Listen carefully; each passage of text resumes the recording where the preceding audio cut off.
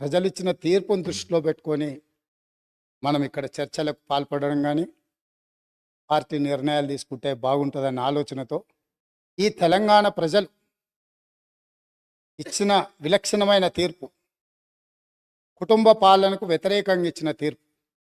ఈ కుటుంబ పాలనకు వ్యతిరేకంగా ఇచ్చిన తీర్పుతో మొన్నటి వరకు పాలకులు ఉన్న వాళ్లకు ప్రజల యొక్క ఆలోచన, ప్రజలిచ్చిన తీర్పును గౌరవించి శాసనసభ ప్రతిపక్ష నాయకుడిగా ఇతరులకు ఎవరికైనా అవకాశం వస్తుందేమో అని నేను ఆశించిన, తెలంగాణ సమాజం కూడా ఆశించింది. కానీ కానీ కానీ కానీ ఇవాళ శాసనసభ ప్రతిపక్ష నాయకుడిగా వాళ్ళ శాసనసభ్యులు అందరూ కలిసి ఎన్నుకున్న తర్వాత కుటుంబ పాలనకు వ్యతిరేకంగా ప్రజలు ఇచ్చిన తీర్పును గౌరవించాలన్న ఆలోచన ఆ పక్షాన లేదు. రెండవది, కనీసం శాసనసభలో ప్రసంగమైన ప్రజల యొక్క సమస్యల్ని ప్రస్తావించడానికైనా అనుభవజ్ఞులైన చాలామంది శాసనసభ్యులు, గతంలో చాలా సంవత్సరాలుగా మంత్రులుగా పనిచేసిన అనుభవం ఉండి ఉప ముఖ్యమంత్రులుగా పనిచేసిన అనుభవం ఉన్న వాళ్ళైన చర్చను ఒక మంచి సాంప్రదాయాన్ని నెలకొల్పడానికి ప్రారంభిస్తారేమో అని మేము అనుకున్నాం. అయినా కూడా తెలంగాణ ప్రజల్ని నిరాశపరిచిండ్రు. ఇక్కడ కూడా కుటుంబానికి తప్ప అర్హులకు ఎవరికీ అవకాశం లేదు, అర్హులకి ఇక్కడ స్థానమే లేదు అని చెప్పి చర్చను ప్రారంభించడం ద్వారా ఈ పార్టీ కుటుంబ పాలనకే పరిమితం అవుతుంది. ప్రజాస్వామిక విలువలకు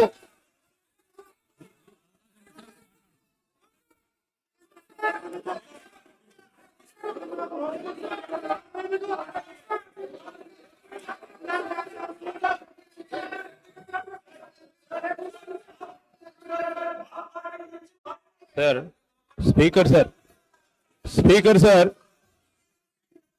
sir, I request honourable members, ఎందుకంటే గౌరవ ముఖ్యమంత్రి గారు జస్ట్ స్టార్ట్ చేసిండ్రు. మీరు అందరూ కూడా వినే ఓపికతో వినండి. మీనింగ్ఫుల్ డిబేటే జరిపిద్దాం. సో వీ విల్, అరే కమాన్, అరే సార్ మీరు ఓపికతో ఉండాలి సార్. వాళ్ళంతా కూడా ఇంకా అధికార పక్షంలో ఉన్నారని అనుకోవద్దు. ప్రతిపక్షంలో ఉంటే మేము ప్రతిపక్షంలో ఉన్నాం అనుకుంటే ఇబ్బంది అవుతుంది. సో దయచేసి నేను గౌరవ సభ్యులందరినీ కోరుతా ఉన్నాను, నేను సభా సమయం వృధా చేయొద్దని నేను వారందరినీ కూడా కోరుతూ, మరి ఎందుకంటే మళ్ళా తదుపరి కౌన్సిల్లో కూడా వారు రిప్లై ఇచ్చేది ఉంది కనుక దయచేసి సభ్యులందరినీ కూడా సహకరించమని కోరుతాను. ముఖ్యమంత్రి గారు, అధ్యక్ష, ప్రజా జీవితంలో ఉన్నప్పుడు కడుగుతాం అని చెప్పి శ్రీ గారు ఎప్పుడో చెప్పిండ్రు. ఈరోజు మా కుటుంబము, మా పార్టీ, మా ఇష్టము అనే నియంతృత్వ పోకడలను సూచిస్తుంది. ఎందుకంటే నిరంకుశత్వం అనేది ఎక్కువ కాలము చెల్లదు, నిలబడదు. ప్రజలు నిటారుగా నిలబడి ఈ కుటుంబ పాలనకు వ్యతిరేకంగా మేము తీర్పిచ్చినామని నికార్సైన తీర్పిచ్చిన తర్వాత కూడా వాళ్ళలో మార్పు రాలేదు. కాబట్టి రేపు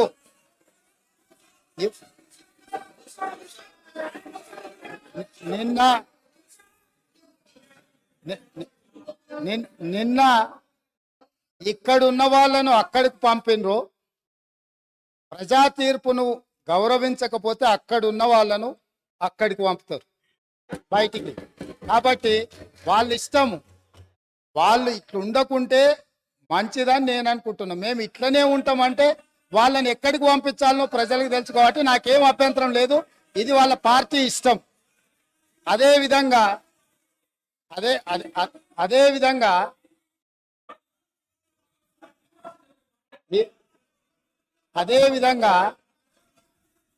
ఈరోజు ప్రగతి భవన్ సంబంధించి అక్కడ ప్రజలు ప్రజావాణి కోసం వచ్చిన ప్రజలు ఇస్తున్న విజ్ఞప్తులను తీసుకుంటుంటే అక్కడ ఉన్న ఇనుప కంచెలను పగలగొట్టి గడీలను బద్దలు కొట్టి ప్రజలు అక్కడికి వచ్చి ప్రజావాణి వినిపిస్తుంటే విని భరించలేని ఈ పార్టీ ఈ కుటుంబము ఈరోజు ప్రభుత్వం మీద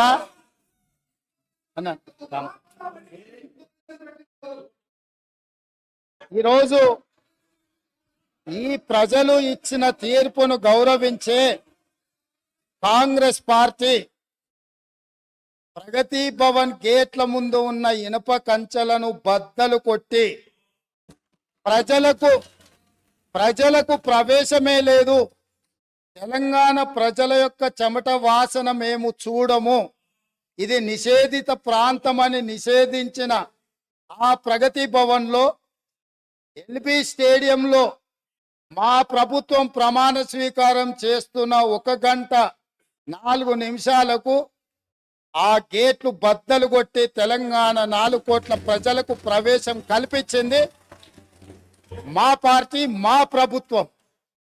మీకు గతాన్ని గుర్తు చేయదలుచుకున్నా. ఆనాడు హోంమంత్రి మహమూద్ అలీ గారు అక్కడికి వెళ్ళి ముఖ్యమంత్రి గారిని కలవడానికి వెళితే ఒక హోంగార్డు మీకు అనుమతి లేదు, మీకు ప్రవేశము లేదు, మిమ్మల్ని లోనికి రానివ్వము అని చెప్పి వారిని అవమానించి ఒక హోంగార్డు హోంమంత్రిని వెనక్కి తిప్పి పంపించిన చరిత్ర పుటలలో నిక్షిప్తమై ఉన్నది. ఆనాటి ఆర్థిక మంత్రి, ఆనాటి వైద్య ఆరోగ్య శాఖ మంత్రి ఈటెల రాజేందర్ గారు ముఖ్యమంత్రిని కలవడానికి అక్కడికి వెళితే అక్కడ ఉన్న పోలీసు సిబ్బంది మీకు ప్రవేశము లేదు, మిమ్మల్ని నిషేధించినము, మీకు అర్హత లేదు, మీకు ఆ స్థాయి లేదు అని చెప్పి ఈటెల రాజేందర్ గారిని ఆ ప్రగతి భవన్లకు ప్రవేశం లేదని తన సహచర మంత్రిని అవమానించి ఆ మంత్రే స్వయంగా కన్నీళ్లు పెట్టి ఈ ఆవేదనను ఈ దుఃఖాన్ని లోపల అదిమి పెట్టుకున్న విషయాన్ని 4 కోట్ల తెలంగాణ ప్రజలకు వివరించినప్పుడు తెలంగాణ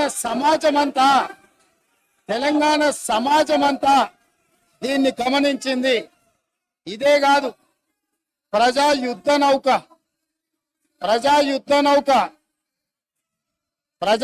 నౌక గద్దరన్న 50 సంవత్సరాలు సుదీర్ఘంగా ఈ తెలంగాణ ప్రజల పక్షాన గలం విప్పి గచ్చగట్టి గొంగళేసుకొని తండాలలో గూడాలలో మారుమూల పల్లెల్లో ఈ దేశంలోనే 100 కోట్ల ప్రజలను ప్రభావితం చేయగలిగిన గద్దరన్న ఆనాటి ముఖ్యమంత్రి గారిని కలవడానికి ఆ ప్రగతి భవన్ గేట్ల ముందు ఎర్ర టెండలో మండుతుంటే అక్కడ గంటల కొద్ది నిలబడితే ఈ తెలంగాణ యుద్ధ నౌక, ఈ తెలంగాణ పోరాటానికి, ఈ తెలంగాణ ప్రజల యొక్క ఆత్మగౌరవమైన గద్దరన్నకే ప్రవేశం లేని ప్రగతి భవన్ను ఇవాళ బద్దలు కొట్టి నా 4 కోట్ల తెలంగాణ ప్రజలు ఎప్పుడు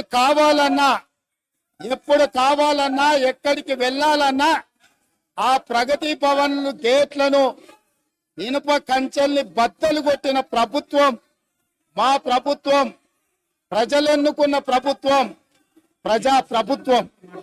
కాబట్టి ఆనాడు ముఖ్యమంత్రిని కలవాలంటే మంత్రులకు ప్రవేశం లేదు, ముఖ్యమంత్రిని కలవాలంటే తెలంగాణను సాధించిన, తెలంగాణ ఉద్యమానికి ఊపిరులూదిన గద్దరన్నకు ప్రవేశం లేదు.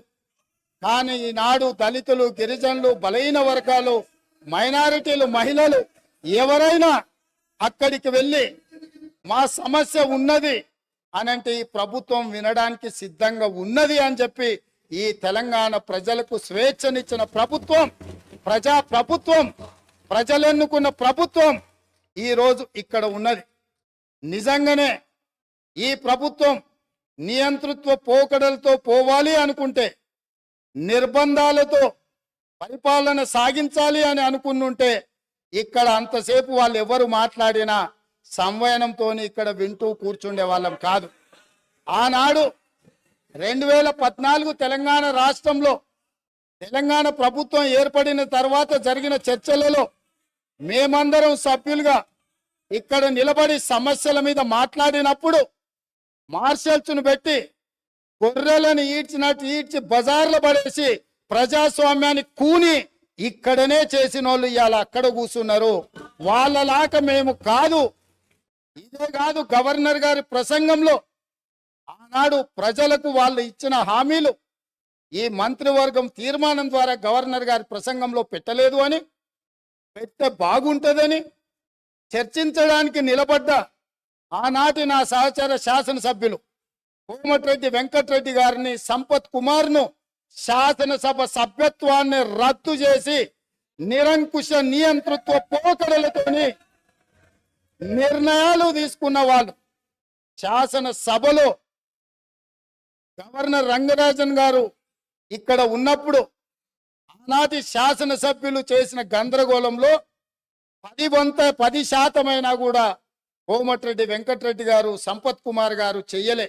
కూర్చున్న సీట్ల నుంచి లేచి నిలబడి నిరసన తెలిపినందుకు నిరంకుశత్వంగా 2 శాసనసభ సభ్యత్వాలు రద్దు చేసిన చీకటి రోజులు ఇక్కడనే జరిగినాయి. ఈ సంఘటనలు చరిత్ర మర్చిపోదు. ఈ సంఘటన తెలంగాణ శాసనసభ చరిత్రలో శాశ్వతంగా ఉంటుంది. ఆ సంగతిని కూడా నా మిత్రులకు నేను గుర్తు చేయదలుచుకున్నా. అదేవిధంగా